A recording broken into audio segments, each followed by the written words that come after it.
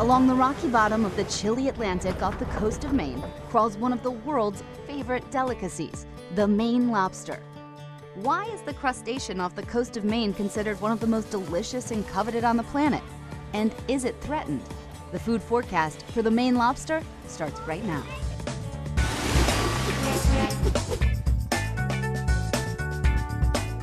Almost 3 million visitors travel to Bar Harbor, Maine each year just to get a taste of that fresh invertebrate.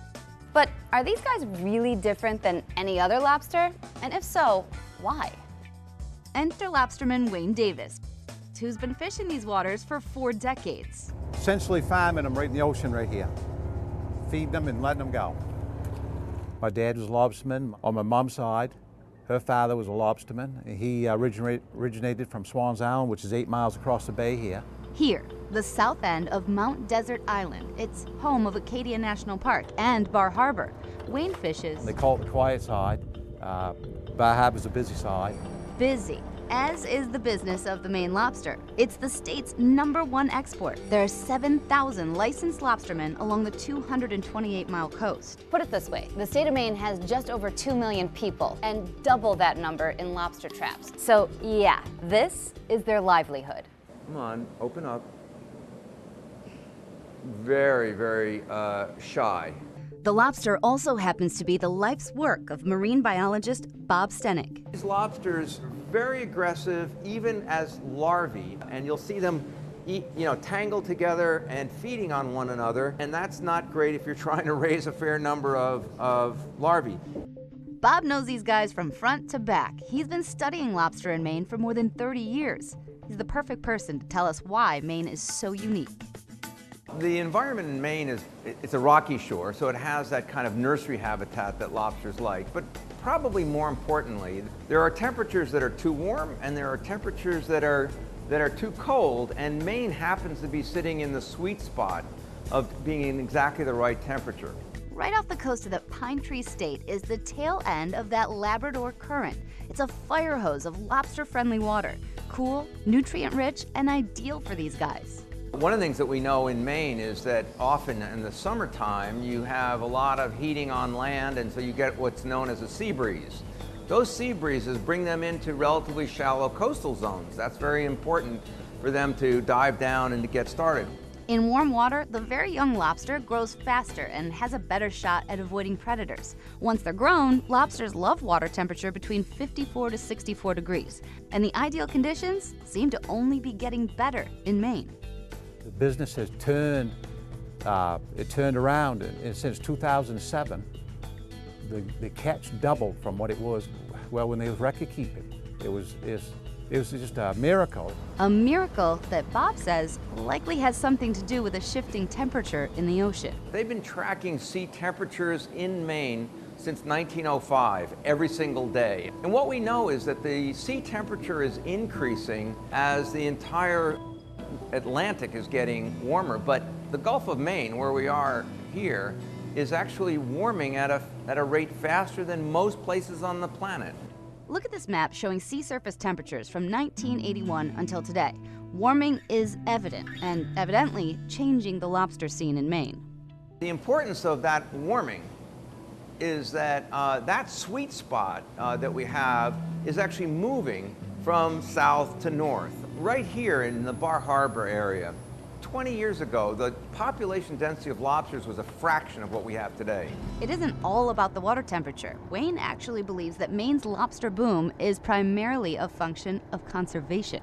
Our practices as stewardship of the ocean, Maine lobstermen got a strong record of V-notching. V-notching was one of the biggest things I think ever changed the industry. V-notching is basically a practice that prevents female lobsters that are carrying eggs to be taken out of the ocean. You have to clip a little part in the tail, and then you put her back. It's a rule, you gotta throw them back.